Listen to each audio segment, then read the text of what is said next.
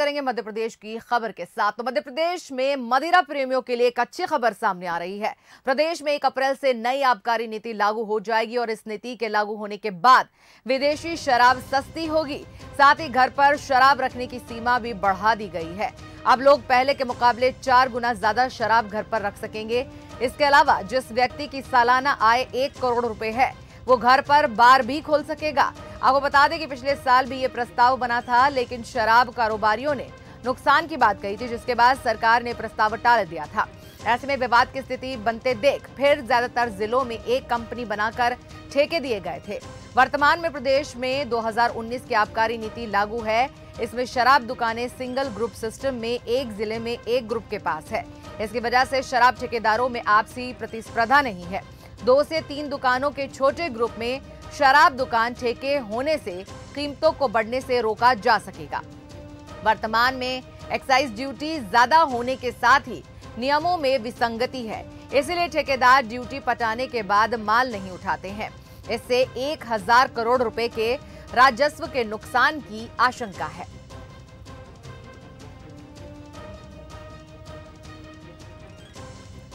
चलिए अब आपको हम ये भी बता देते हैं कि नई आबकारी नीति की बड़ी बातें क्या क्या हैं। तो मध्य प्रदेश में सस्ती होगी शराब और एमआरपी से 20% तक घट सकते हैं दाम। इसके अलावा सभी दुकानों पर जो देसी और विदेशी जो शराब होती है एक साथ मिलेगी और 10% तक प्रदेश में एक्साइज ड्यूटी भी घटेगी। 1 करोड़ से ज्यादा टर्नओवर वाले लाइसेंसी होम बार ले सकेंगे और घर पर जो शराब है रखने की जो लिमिट है सरकार ने बढ़ा दी है। वर्तमान लिमिट की 4 गुना शराब घर पर रखी जा सकेगी। अभी घर में 1 पेटी बियर 6 बॉटल शराब रखने की अनुमति है। तो नई आबकारी नीति के बाद से सब चीजें चेंज होने जा रही हैं। तो मध्य प्रदेश में सस्ती होगी शराब और एमआरपी से 20% तक घट सकेंगे दाम।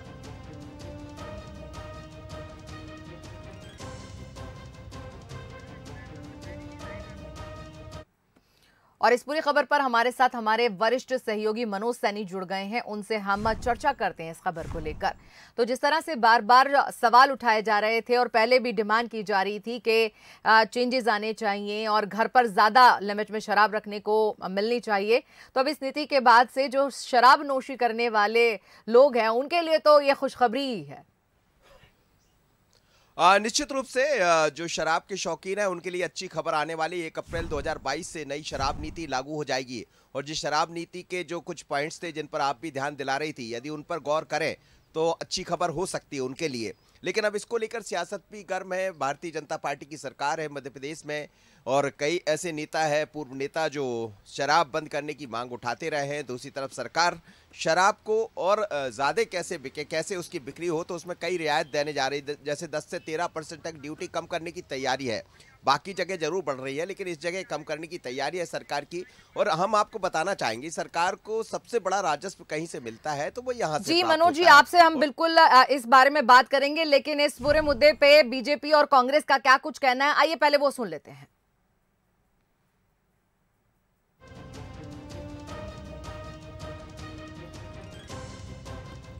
तो आपको बता दें प्रदेश में सस्ती शराब पर सियासत शुरू हो गई है। कांग्रेस विधायक रवि जोशी का सरकार पर बड़ा हमला सामने आया है। खाने के सामान की जगह जहर को सस्ता कर रही है बीजेपी और नई शराब नीति में अब घर घर शराब मिलेगी। नई शराब नीति से नई पीढ़ी बर्बाद हो जाएगी और नई शराब नीति को लेकर कांग्रेसी अब आंदोलन करने वाले हैं।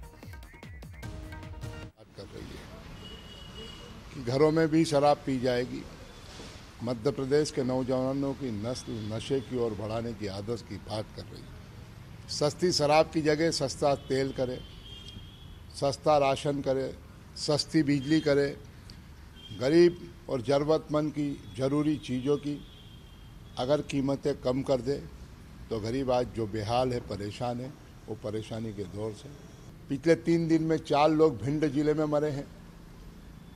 बड़ा एक मुरैना में जहरीली शराब का कांड हुआ, उज्जैन में हुआ, खरगोन जिलों में 7 लोग पिछले कुछ महीने पहले मरे।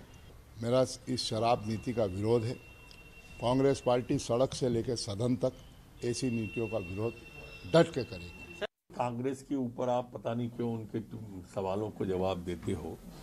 ये वही कांग्रेस है, ये वही कमलनाथ है जो कि महिलाओं के लिए अलग से शराब बेचने वाले थे, घर घर पहुंचाने का सिस्टम कमलनाथ जी करने वाले थे। इनकी बगल में छत्तीसगढ़ की प्रदेश की सरकार है, वहां शराब का क्या हाल है। अब पंजाब में उनकी कांग्रेस की सरकार है, वह कांग्रेस में शराब का क्या हालत कर दिया, उड़ता पंजाब बना दिया है। ये क्या सवाल करेंगे कांग्रेस के? और मनोज जी हमारे साथ बने ही हुए हैं इस खबर पर, चलिए उनसे हम चर्चा करते हैं। चलिए अब नीति आए हुए देर नहीं हुई तो सियासत भी शुरू हो गई, यानी कि सर मुंडाते ओले पड़ गए, क्या कहेंगे अब आप? देखिए साहिदा, यही बात मैं कह रहा था आपसे कि निश्चित है इसमें सियासत तो गरमाएगी, लेकिन होता यही है, पहले जब कांग्रेस की कमलनाथ सरकार रही, जैसा गृह मंत्री कह रहे थे, वो घर घर शराब पहुंचाने की तैयारियों में थी और अलग अलग तरह से जो उनकी शराब नीति थी वो भी इसी तरह थी कि कैसे ज़्यादा से ज़्यादा शराब की सप्लाई हो सके।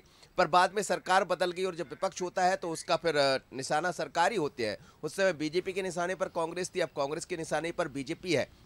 लेकिन यदि नई शराब नीति को हम देखें तो उसमें कई तरह की रियायत मिलने वाली है, जो निश्चित है, जैसा आप शुरुआत में कह रही थी कि लोगों के लिए, जो शराब के शौकीन है, उनके लिए राहत भरी खबर हो सकती है। जैसे मैं आपको बताना चाहूंगा कि विदेशी शराब की जो ड्यूटी है वो 10 से 13% कम करने की तैयारी है और एमपी में 2 ऐसे स्थान होंगे जिसके लिए बियर पॉलिसी भी नई लाई जा रही है। उसमें भोपाल और इंदौर में माइक्रो ब्रेवरीज बनाई जाएगी जिसमें 500 से 1000 लीटर शराब बनाने की क्षमता होगी और बड़े होटलों में इसको तैयार किया जा सकता है।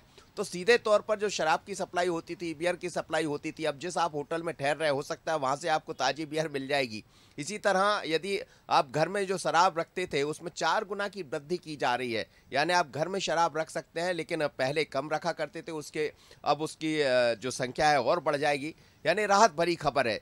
कुल मिलाकर पूरी शराब नीति को हम देखें तो होम बार लाइसेंस की बात कर लें या फिर जो देशी और विदेशी शराब रहा करती थी, कंपोजिट जिसे कहेंगे, कंपोजिट पॉलिसी लेकर सरकार आ रही है, यानी एक ही दुकान पर देशी और विदेशी शराब भी मिल सकेगी, तो आपको जगह जगह नहीं जाना होगा।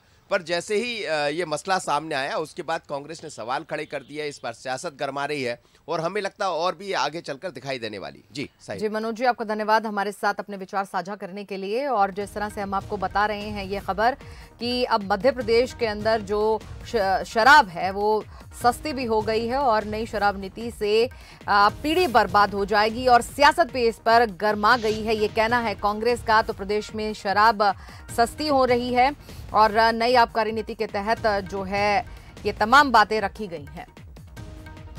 तो मध्य प्रदेश में नए वित्तीय वर्ष 1 अप्रैल से नई आबकारी नीति जो है लागू हो जाएगी।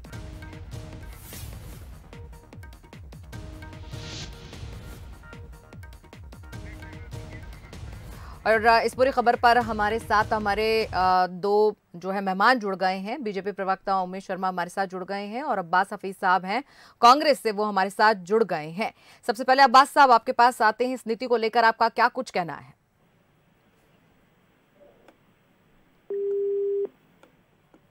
लगता है कि अभी हम इनके साथ संपर्क नहीं कर पा रहे हैं, लेकिन हमारे साथ उमेश शर्मा जुड़े हुए हैं बीजेपी प्रवक्ता, उनसे हम जान लेते हैं। उमेश जी, आपसे ये जानना चाहेंगे कि अब ये जो नीति आ रही है इसको लेकर कांग्रेस ने सवाल खड़े कर दिए हैं, आपका क्या कहना है?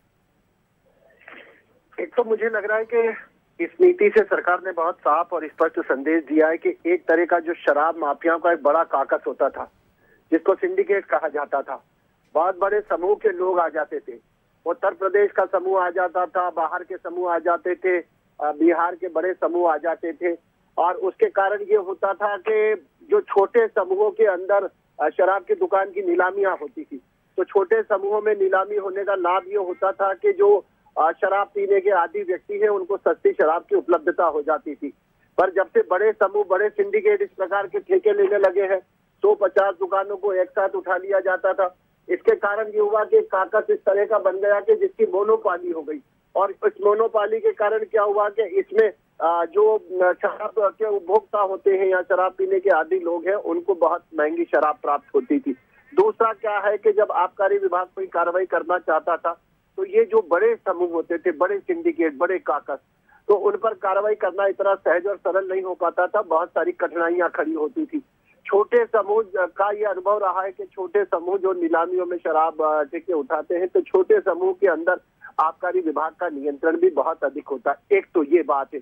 दूसरा, मुझे लगता है कि कोई भी राजनीतिक दल कितनी भी संतों की भाषा बोल ले, पर इस बात को अनिवार्यता सबको स्वीकार करना पड़ेगा कि किसी भी राज्य का जो सबसे बड़ा वित्तीय स्रोत होता है रेवेन्यू जनरेट होने का, उसके अंदर शराब भी एक है। और ये कहना भी बेमानी है कि शराब बंदी हो जाएगी तो ये सारी चीजें संभव नहीं होती है, क्योंकि हर एक राज्य की अपनी वित्तीय आवश्यकता है। और समाज का भी एक बहुत बड़ा जो वर्ग होता है वो ऐसा होता है कि जो शराब का उपभोग करने में विश्वास करता है, और उस पर प्रतिबंध लगाना बहुत सहज नहीं होता है, सरल नहीं होता और संभव भी नहीं है। तो मुझे लग रहा है दूसरा एक जो कांग्रेस के मित्र बड़ा आक्षेप लगा रहे हैं कि 10,000 रुपए लेकर देकर घर में शराब, तो उसका सीधा सा विषय समझ लीजिए। जी उमेश जी, मनोज जी भी हमारे साथ बने हुए हैं। मनोज जी पूछिए। उमेश जी, लेकिन आपकी कुछ सरकारें हैं जहां शराब पर बंदी हुई है और सक्सेसफुल भी हुई है, जैसे गुजरात की हम बात कर लें, हालांकि बाद में फिर बहुत तरह के सवाल उठे। एक सरकार आपकी मिली जुली है बिहार में, वहां भी शराब की बंदी हुई है, पर शराब सस्ती हो जाएगी तो फिर पीने वालों की संख्या तो और बढ़ जाएगी, मैखानों में फिर और नाच गाने होने लगेंगे। मनोज जी, मुझे लगता है कि ये जो पीने वाले लोग होते हैं ना, ये बेचारे इतने निरीह और ईमानदार होते हैं कि सस्ती शराब हो या महंगी शराब हो, इनको पीना है तो किसी भी कीमत पे बगैर हीला हवाला के खरीदते हैं और पीते हैं। एक बात तो ये। और दूसरा, जो कांग्रेस के मित्र लोग कह रहे हैं कि घर घर शराब का बार खुलवा दिए, ऐसा नहीं है। उसकी वास्तविकता समझ लीजिए। जिनकी आय 1 करोड़ रुपए प्रति वर्ष है, या जो 1 करोड़ रुपए का ITR भरते हैं, ऐसे लोगों को अनुमति दी गई है कि वो 10,000 रुपए का अगर लाइसेंस लेंगे तो 10,000 रुपए के लाइसेंस में पहले अभी 3 बोतलों की अनुमति अब सरकार ने तय करा कि 12 बोतल वो रख सकेंगे, और इसका उन्होंने एक वर्ग तय करा है और उस वर्ग को एक आय की सीमा में लेकर आए हैं। चलिए, अब्बास हफीज साहब भी हमारे साथ जुड़े हुए हैं, उनसे हम जान लेते हैं। अब्बास हफीज साहब जी, आप क्या कहना चाहेंगे इस पर? देखिए, साफ तौर के ऊपर इनका शराब प्रेम जो है वो जग जाहिर है, जनता के सामने है। जब हमारी सरकार थी तो अच्छी नीतियों का भी विरोध कर रहे थे जो आबकारी के संबंधित बनाई गई। और अब्बास जी, आपकी नीति अच्छी थी, आप भी घर घर पहुंचाने की तैयारी में थे, आपको याद है? मैं वही बात कह रहा हूँ कि जिन नीतियों पे विरोध, सुन लीजिए उमेश जी, हमने आपको निरंतर सुना, सुन लीजिए, समय मत बर्बाद कीजिए। देखिए, सबसे बड़ा विषय यह है कि जिन चीजों के ऊपर ये विरोध कर रहे थे, जो कम स्तर के ऊपर थी, जो सही में जरूरत थी, उसको ये बड़े स्तर के ऊपर बर्बाद करने के लिए लागू कर रहे हैं खुद। आज उमेश जी से कह दीजिए कि नहीं, वो जो शराबबंदी का ऐलान कर दिया है शिवराज सरकार ने, तो ये उसके ऊपर भी डिपेंड करने लगेंगे कि बहुत अच्छा काम किया, होना ही नहीं चाहिए था। तो ये भाजपा के लोगों की आज हालत हो गई है कि सरकार कुछ भी कर देती है। अपने पूर्व मुख्य मैं अपनी बात, मैंने आपकी बात सुनी ना, तो मेरी बात में क्यों बोल रहे हैं आप बीच में? मेरी बात में क्यों बोल रहे हैं आप बीच में? एयरपोर्ट के ऊपर रखेंगे शराब, आप शॉपिंग मॉल में आप रखेंगे शराब, घर घर पे आप रखेंगे शराब, उमेश जी सुन लीजिए, शॉपिंग मॉल में ये रखने वाले हैं शराब, क्या हालत करने वाले हैं आप समाज की? आप तो ठेंगा दिखा रहे हैं। पूर्व मुख्यमंत्री आपके खुद की नेता उमा भारती जी की बातों के ऊपर कथनी कुछ है, करनी कुछ है। सत्ता में नहीं रहेंगे तो हर चीज का विरोध करेंगे, सत्ता में आ जाएंगे तो सारी हदें पार कर देंगे। आज क्या आप घर घर के अंदर शराब बनाना चाहते हैं? आप डिमांड बढ़ाना चाहते हैं रेवेन्यू के लिए शराब की डिमांड से बेहतर था कि आप टूरिज्म को डेवलप कर दो। कमलनाथ जी ने कहा था कि ऑल्टरनेट रेवेन्यू जनरेशन की बात करेंगे, टूरिज्म के सेक्टर को डेवलप करेंगे ताकि ऑल्टरनेट रेवेन्यू जनरेट हो सके। लेकिन आपके पास सिर्फ दो चीजें आपके पास ये हैं कि एक तो आबकारी के ऊपर आप बढ़ोतरी करो कि किस तरह से बढ़ जाए शराब पीना, और दूसरा आप कर्जा ले लो। कोई नीति नहीं है, कोई विजन नहीं है ये सरकार, इसीलिए इसको बाहर किया था जनता ने और फिर बाहर करेगी जनता। अब्बास जी, लेकिन एक मुद्दा तो सबसे बड़ा है ना, राजस्व का जो बात होती है बार बार। आपकी सरकार भी देखिए, आपकी सरकार की जो नीति आई थी वो भी इसी तरफ इशारा कर रही थी कि यदि सरकार रहती हमारी सरकार ने इल्लीगल, गैर कानूनी, अवैध शराब को रोकने के लिए कुछ कदम उठाए, जिसका जम के विरोध किया था भारतीय जनता पार्टी ने। हमारी नीति बहुत साफ थी, नियत बहुत साफ थी, स्पष्ट थी, स्पष्टीकरण हम दे चुके 50 बार। ये जो लोग जो उस वक्त विरोध करते थे उसके छोटे स्तर के ऊपर आज बहुत बड़े स्तर पे नीति लेकर आते हैं, घर घर में शराब बांटने का, लोगों को शराबी बनाने का, उमेश शर्मा जी जवाब बढ़ाना चाहते हैं ये, तो आज ये क्यों उस स्तर पे चले गए? मनोज जी, इसमें एक तो आप समझ लीजिए कि किसी भी नई दुकान को अनुमति नहीं दी जा रही है। सरकार ने नई आबकारी नीति में तय करा कि नई शराब की दुकान नहीं खुलेगी। इन्होंने तो यहाँ तक कर दिया था कि ये उपकलानियां खुलवा रहे थे, और उसी लाइसेंसी को हम अनुमति दे रहे थे 5 किलोमीटर दूरी पे एक आउटलेट खोलने की। मुझे लग रहा है कि आप जो कर रहे हैं, सरकार की जो शराब नीति है वो बहुत स्पष्ट और सीधी सरल है, और ये जितने तर्क गिना रहे हैं अब्बास भाई, उसमें क्या ये सारे तर्क इस नीति में फिट नहीं होते? या अवैध शराब की बिक्री की इस नीति के कारण नहीं रुकेगी? मुझे लगता है कि जितनी ये नई पॉलिसी क्लियर है और ट्रांसपेरेंसी, इसमें तो कहीं भी ऐसा लगता नहीं कि कहीं अवैध शराब की बिक्री और संभव हो। लेकिन उमेश जी एक सवाल है, क्या राजस्व प्राप्ति का कोई और रास्ता नहीं निकल सकता है यदि पर्यटन को बढ़ावा, जैसे कांग्रेस के, मैं कांग्रेस पर नहीं जा रहा हूँ, लेकिन ऐसे बहुत सारे रास्ते जहाँ से राजस्व को बढ़ाया जा सकता है और इसको कम किया जा सकता है। तो मनोज जी, मुझे लग रहा है कि दुस्साहसिक निर्णय तो कमलनाथ जी की सरकार को कर लेना था। शराबबंदी की घोषणा कर जाते ना, 15 महीने आप सरकार चलाते रहे, मध्य प्रदेश में कांग्रेस पार्टी की सरकार रही, तो मुझे लग रहा है कि ये जो आज प्रवचन हमको दिए जा रहे हैं, उस समय शराबबंदी क्यों नहीं कर दी? बोल देते कि हम तो पर्यटन के माध्यम से मध्य प्रदेश चला लेंगे। अरे इनके तो हालात इतने फटे हाल हो गए थे कि फसल बीमा योजना की पॉलिसी का पैसा तक नहीं भर के गए ये लोग। तो मुझे लग रहा है कि कह रहे हैं क्या ठीक है उमेश जी, आपका भी, अब्बास जी आपका भी और मनोज जी आपका भी बहुत बहुत धन्यवाद हमारे साथ जुड़ने के लिए, विचार साझा करने के लिए। और अब देखने वाली बात ये होगी कि आगे चलकर ये जो नीति है कितनी सफल साबित होगी या फिर इसका कितना विरोध होगा।